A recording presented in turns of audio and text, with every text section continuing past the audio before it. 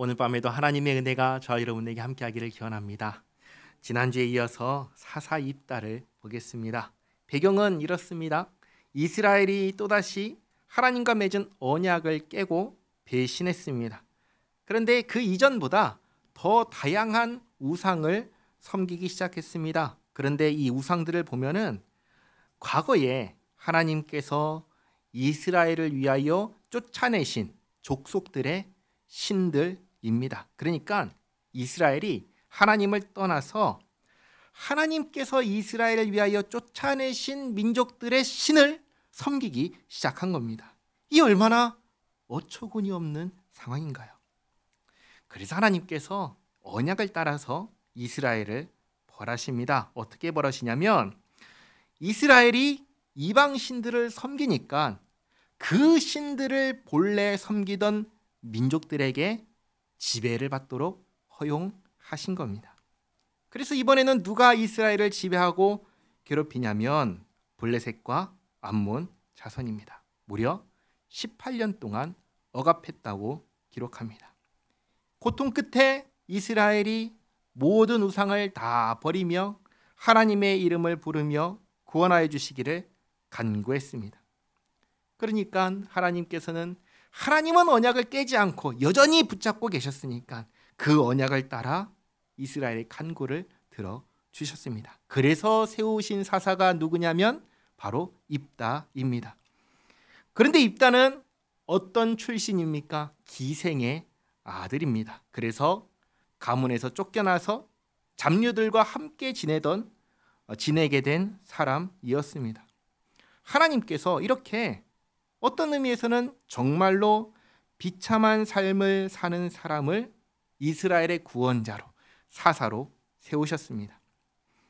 그리고 입다는 비록 이와 같이 비참한 삶을 살았지만 신앙이 있었습니다. 하나님을 섬기는 사람이었습니다.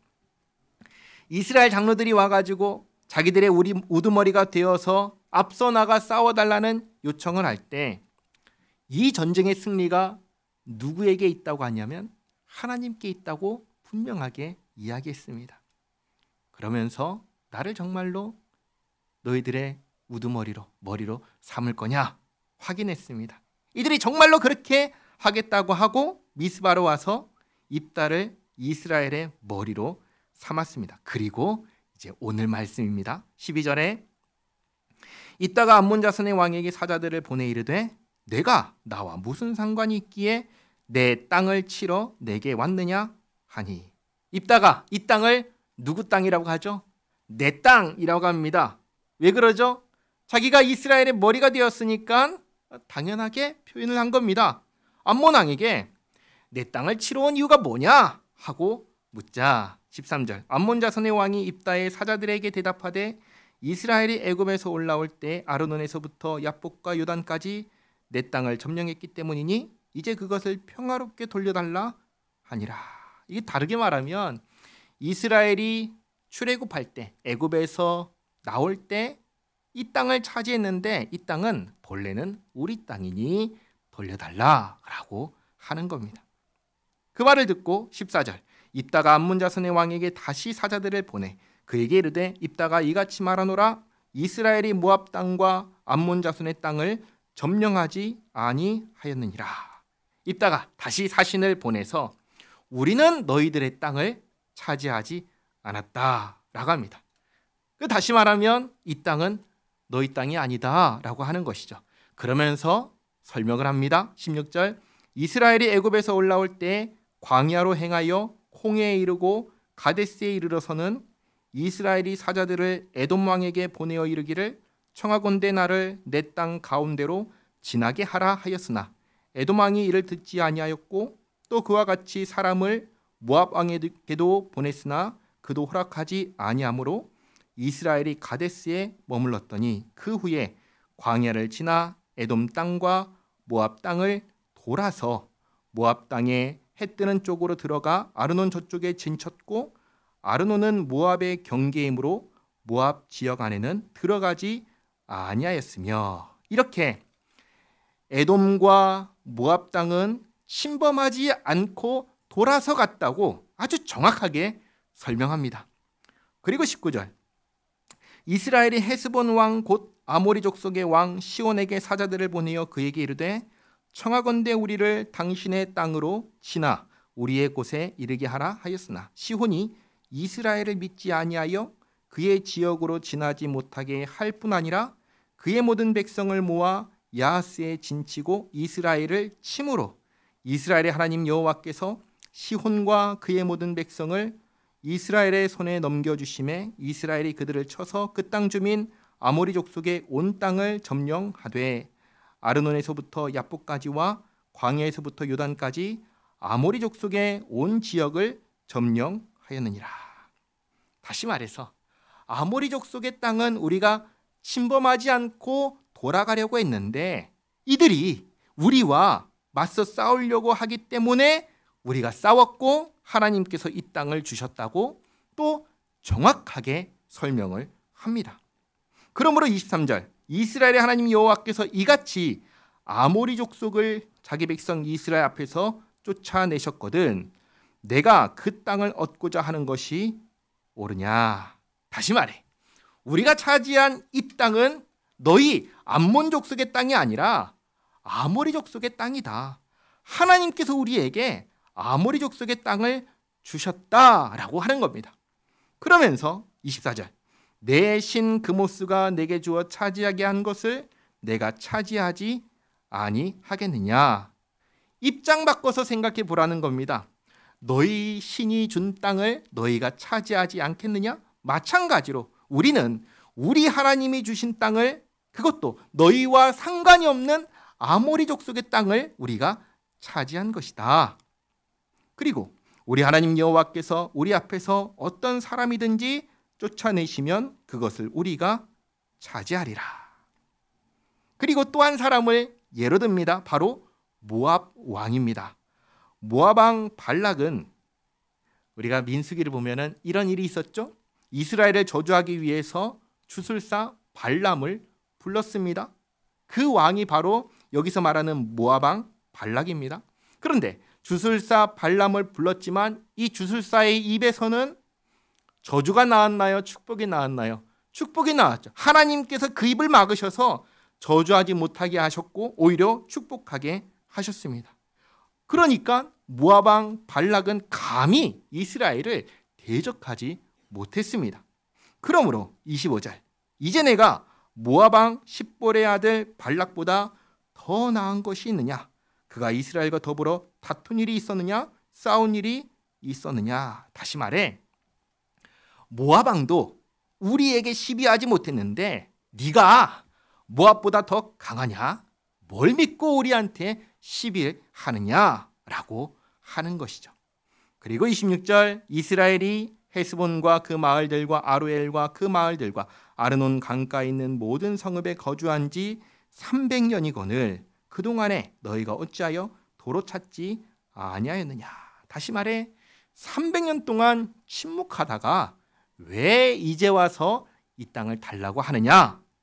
27절, 내가 내게 죄를 짓지 아니하였거늘 내가 나를 쳐서 내게 악을 행하고자 하는도다. 원하건대 심판하시는 여호와께서 오늘 이스라엘 자손과 암몬 자손 사이에 판결하시옵소서 하였으나 암몬 자손의 왕이 입다가 사람을 보내어 말한 것을 듣지 아니하였더라. 이렇게 입다가 암몬 자손의 왕의 주장을 조목조목 사실을 근거로 반박하자 받아들이고 우리가 잘못했구나 하고 가는 게 아니라 무시해버립니다. 무슨 의미죠? 싸우자는 것이죠. 29절, 이에 여호와의 영이 입다에게 임하시니, 성령이 이때 입다에게 임합니다. 그러니까 입다가 언제 사사가 됐냐? 지금 이 순간에 사사가 되었습니다. 이따가 길르앗과 므낫세를 지나서 길르앗의 미스베에 이르고 길르앗의 미스베에서부터 암몬 자손에게로 나아갈 때, 자 이제 전쟁하러 갑니다. 가는 그 길에 여기에서 입다가 큰 실수를 합니다. 그게 뭐냐? 30절, 그가 여호와께 서원하되 이르되 주께서 과연 암몬 자손을 내 손에 넘겨주시면 내가 암몬 자손에게서 평안히 돌아올 때에 누구든지 내 집 문에서 나와서 나를 영접하는 그는 여호와께 돌릴 것이니 내가 그를 번제물로 드리겠나이다 하니라.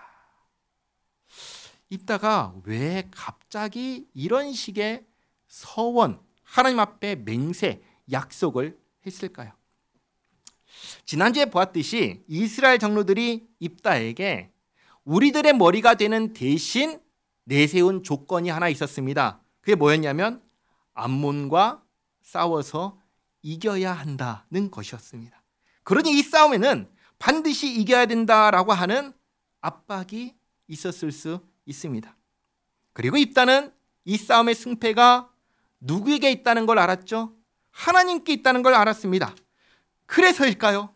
자기가 생각하는 가장 귀한 것을 하나님께 바치겠다고 한 겁니다.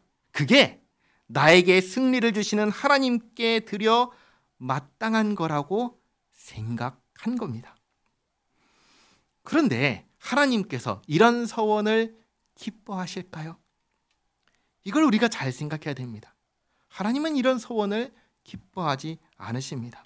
우리는 모세의 율법을 통해서 하나님께서 사람을 제물로 바치는 행위를 매우 싫어하신다는 것을 정확하게 압니다. 우리 신명기 12장 31절 말씀 같이 한번 읽어보겠습니다. 내 하나님 여호와께는 내가 그와 같이 행하지 못할 것이라. 그들은 여호와께서 꺼리시며 가증히 여기시는 일을 그들의 신들에게 행하여 심지어 자기들의 자녀를 불살라 그들의 신들에게 드렸느니라. 아멘. 이렇게 아주 명확하게 인간을 제물로 바치는 행위를 하나님께서 가증히 여기신다고 하셨습니다. 그런데 왜 입다는 나를 영접하는 그를 하나님께 바친다고 했을까요? 그것은 인간이 가장 가치 있는 제물이라고 하는 이방인의 사고방식을 가지고 있었기 때문입니다. 이스라엘이 하나님을 배신하고 우상을 숭배하기 시작하면서 그리고 블레셋과 암몬에게 억압을 받으면서 이스라엘의 사고방식이 이방인들의 사고방식처럼 오염된 것입니다.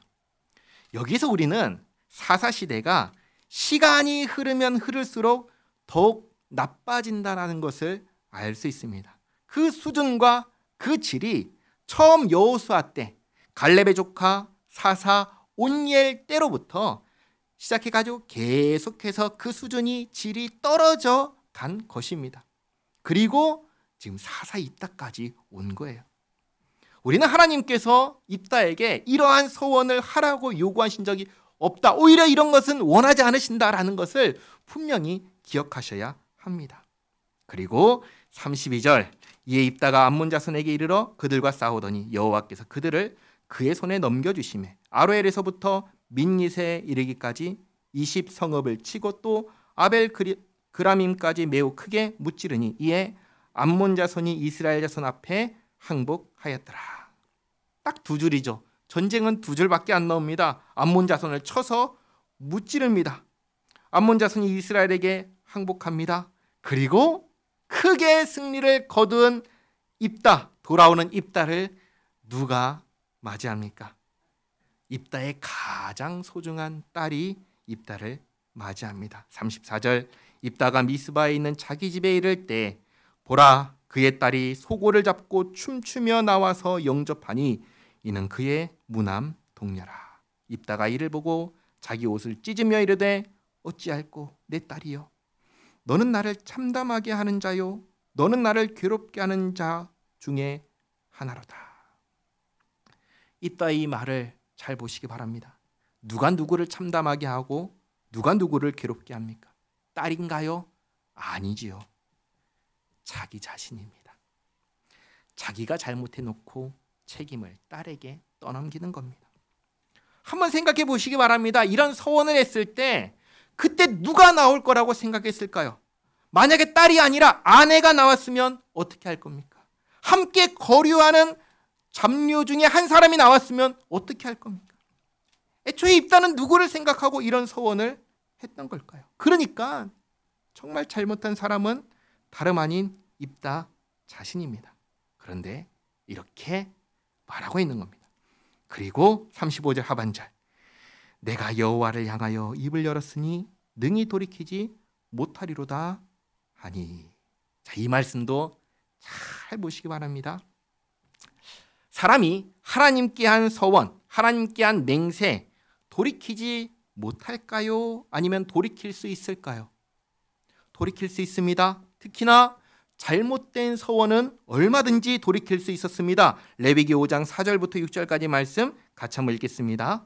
만일 누구든지 입술로 맹세하여 악한 일이든지 선한 일이든지 하리라고 함부로 말하면 그 사람이 함부로 말하여 맹세한 것이 무엇이든지 그가 깨닫지 못하다가 그것을 깨닫게 되었을 때에는 그중 하나에 그에게 허물이 있을 것이니 이 중 하나에 허물이 있을 때에는 아무 일에 잘못하였노라 자복하고 그 잘못으로 말미암아 여호와께 속죄제를 드리되 양떼의 암컷 어린 양이나 염소를 끌어다가 속죄제를 드릴 것이요 제사장은 그 허물을 위하여 속죄할지니라. 아멘.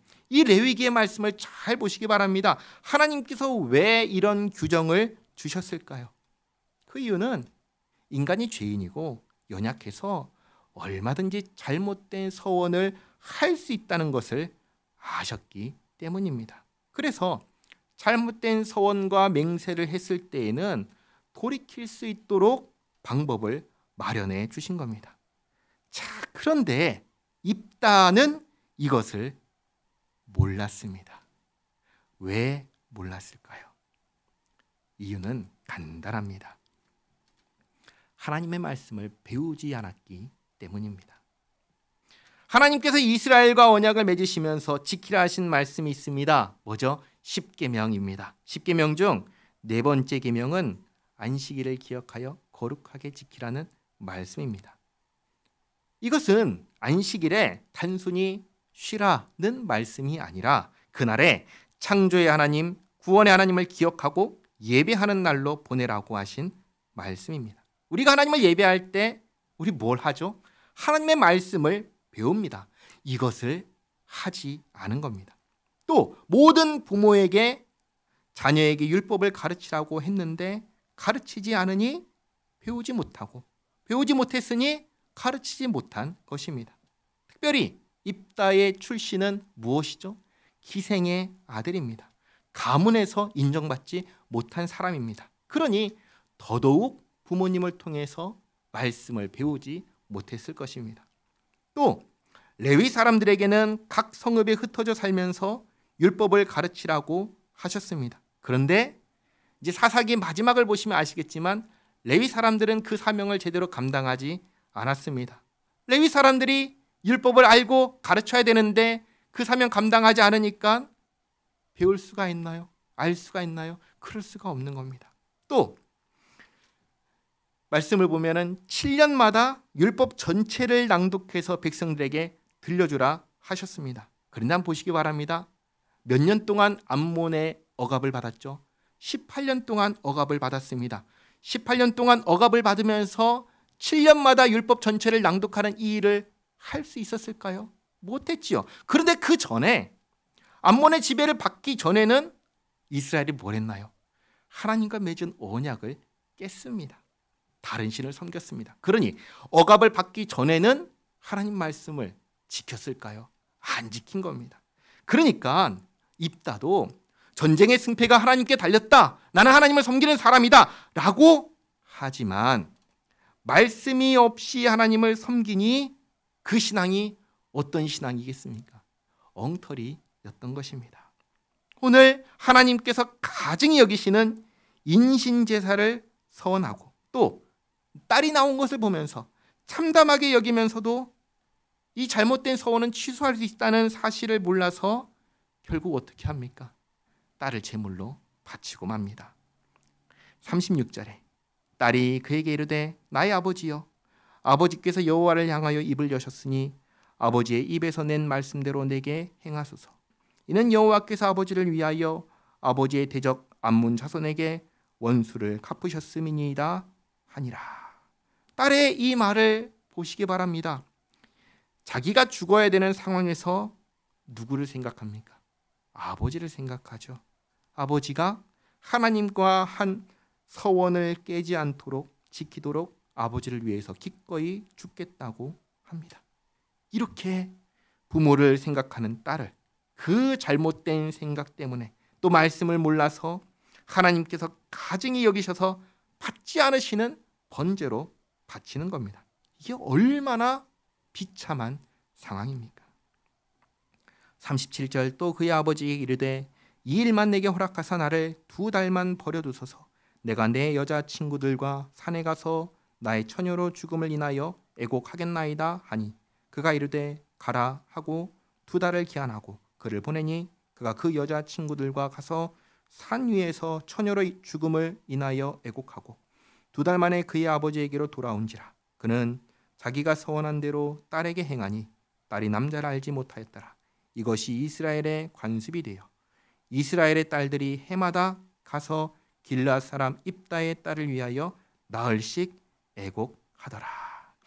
다시는 이런 일이 있어서는 안 되기 때문에 이날이 입다의 딸을 위하는 기념일이 되어서 매년마다 대대로 기억하게 되었습니다. 정말 비참한 일입니다. 그런데 왜 이런 일이 일어났습니까? 사사임에도 불구하고 여호와의 영이 임한 사람임에도 불구하고 하나님의 말씀을 모르기 때문입니다. 자, 여기서 정말 중요한 말씀 드리겠습니다. 하나님께서 우리에게 주신 법은 결코 우리를 귀찮게 하고 괴롭게 하기 위해서 주신 법이 아니라는 사실입니다. 오히려 우리가 죄인이라서 얼마나 스스로를 비참하게 만드는지 아시기 때문에 그렇게 살지 않도록 주신 것입니다. 정말로 우리를 위해서 주신 것입니다. 이것을 기억하시기 바랍니다. 율법은 우리를 죄로부터 보호하고 정말 복된 삶을 살게 하기 위해서 하나님께서 주신 것입니다. 자, 그 다음 12장입니다. 12장 1절 내용은 이제 이전에 기드온 때를 생각하게 합니다. 기드온 때에도 에브라임 사람들이 와가지고 시비를 걸었습니다. 왜 미디안과 싸우러 갈 때 우리를 부르지 않았냐며 다퉜지요. 오늘 입다 때에도 에브라임 사람들이 와서 똑같이 시비합니다. 왜 암몬과 싸우러 갈 때 우리를 부르지 않았냐입니다. 1절 말씀 보시면 에브라임 사람들이 모여 북쪽으로 가서 입다에게 이르되 내가 암몬 자손과 싸우러 건너갈 때 어찌하여 우리를 불러 너와 함께 가게 하지 아니하였느냐? 우리가 반드시 너와 내 집을 불사르리라 하니. 에브라임 사람들이 아주 세게 나오죠. 어떻게 너와 내 집을 불사른다 라고 도발을 할까요? 그런데 과거에 기드온은 에브라임 사람들에게 어떻게 했습니까? 이렇게 말했죠. 당신들의 세운 공이 우리가 세운 공보다 더 크다며 달랬습니다. 그런데 입다는 어떻게 합니까? 입다는 기드온처럼 하지 않습니다. 더 세게 나옵니다. 2절에 입다가 그들에게 이르되 나와 내 백성은 암몬 자손과 크게 싸울 때 내가 너희를 부르되 너희가 나를 그들의 손에서 구원하지 아니한 고로 나는 너희가 도와주지 아니하는 것을 보고 내 목숨을 돌보지 아니하고 건너가서 암몬 자손을 쳤더니 여호와께서 그들을 내 손에 넘겨주셨거늘 너희가 어찌하여 오늘 내게 올라와서 나와 더불어 싸우고자 하느냐 하리라. 입다가 길앗 사람을 다 모으고 에브라임과 싸웠으며 길앗 사람들이 에브라임을 쳐서 무찔렀으니 이는 에브라임의 말이 너희 길앗 사람은 본래 에브라임에서 도망한 자로서 에브라임과 므낫세 중에 있다 하였음이라. 여기 4절 말씀이 무슨 말이냐면 에브라임 사람들이 길앗 사람을 에브라임에서 도망한 자라고 하면서 무시해 왔다라는 것도 여기서 알 수 있습니다. 그 5절에 길앗 사람이 에브라임 사람보다 앞서 요단강 나루턱을 장악하고 에브라임 사람의 도망하는 자가 말하기를 청하건대 나를 건너가게 하라 하면 길앗 사람이 그에게 묻기를 내가 에브라임 사람이냐 하여 그가 만일 아니라 하면 그에게 이르기를 십볼렛이라 발음하라 하여 에브라임 사람이 그렇게 바로 말하지 못하고 십볼렛이라 발음하면 길앗 사람이 곧 그를 잡아서 요단강 나루턱에서 죽였더라. 그때 에브라임 사람의 죽은 자가 42,000명이었더라. 이렇게 자기를 무시하고 시비하는 에브라임을 입다는 봐주지 않고 칩니다. 그래서 죽은 에브라임 사람이 몇 명이죠? 42,000명이 죽었습니다. 입다가 에브라임을 친 데에는 여러 가지 이유가 있을 것입니다. 방금 말씀드린 것처럼 에브라임이 그동안 길르앗을 무시한 것도 있을 겁니다. 또 말도 안 되게 시비를 건 것도 있을 것입니다. 그리고 한편으로는 이 전쟁을 위해서 제물로 바쳐진 자기 딸도 생각났을 것입니다. 그러나 이유가 어떤 것이든 간에 한 가지는 분명합니다. 그게 뭔지 아세요? 지금 입다까지 사사시대 전체를 통틀어서 형제 지파를 공격한 적은 지금까지 단 한 번도 없었습니다. 오늘 처음 나왔습니다. 무슨 말일까요? 이스라엘 각 지파 간의 관계도 신앙과 함께 무너지기 시작했다라는 것입니다. 하나님을 향한 신앙이 무너지니까 형제 간의 관계도 함께 무너지기 시작한 겁니다. 이것은 교회도 마찬가지입니다. 여기에 신앙이 없으면 우리의 관계를 유지해 줄 수 있는 것은 없습니다. 한번 생각해 보시기 바랍니다. 예수님 없이 우리가 함께 할 수 있을까요? 물론 인간적으로 정들어서 함께 할 수 있는 사람들도 있을 것입니다. 그러나 그건 우리를 하나로 묶어주지는 못합니다. 신앙만이 우리를 하나로 묶어줄 수 있는 겁니다. 이게 무너지면 나머지는 다 소용이 없는 것입니다. 그러니 무엇이 중요합니까? 하나님을 향한 신앙, 예수님을 향한 이 신앙이 견고한 데에서 우리 옆으로 함께 관계를 이루어가는 것입니다. 마지막 7절입니다. 입다가 이스라엘의 사사가 된 지 6년이라 길르앗 사람 입다가 죽음에 길르앗에 있는 그의 성읍에 장사되었더라. 이렇게 입다는 사사로서 6년간 있다가 죽습니다. 정리하겠습니다. 18년 동안 블레셋과 암몬으로부터 억압을 당한 이스라엘을 하나님께서 입다를 세우셔서 구원하셨습니다. 그러나 이 입다를 비롯해서 이스라엘 전체가 하나님 말씀을 모르기 때문에 너무나 비참한 일들을 겪게 되었습니다. 입다는 잘못된 서원을 했습니다. 속죄제를 통해 잘못된 서원을 취소할 수 있었지만 말씀을 몰라서 하나밖에 없는 딸을 번제로 바쳤습니다. 하나님께서 전혀 기뻐하지 않으시는 제사를 드린 겁니다. 하나님께서 받지도 않으시는 제물로 딸을 바쳤으니 이 얼마나 비참한 일입니까? 그리고 말씀에서 멀어지니까 이스라엘 형제 지파 간의 관계도 멀어지고 험악해졌습니다. 오늘 우리는 최초의 동족 상잔을 보았습니다. 이 모습을 다음에 삼손에게서도 보고 또 사사기 마지막에서도 우리가 보게 됩니다. 하나님께서 우리에게 말씀을 주신 것은 이러한 비참한 삶을 살지 않게 하기 위해서입니다. 정말로 제대로 된 삶, 정상적인 삶, 하나님께서 기뻐하시고 또 우리 스스로도 정말 행복한 삶을 살라고 주신 것이 하나님의 말씀이고 하나님의 법입니다. 이것을 잊지 마시기 바랍니다. 우리는 때로는 이런 법 없이 내 마음대로 살고 싶을 때가 있습니다. 그러나 그게 복된 삶이 아니라 하나님 말씀에 순종하며 사는 삶이 참으로 복된 삶이라는 것을 기억하며 주님 말씀에 순종하며 살아가는 우리 모두가 되기를 바랍니다. 기도하겠습니다. 하나님 감사합니다. 사사시대 하나님께서 이스라엘의 왕으로 계시지만 백성들이 하나님을 왕으로 인정하지 않는 시대였습니다.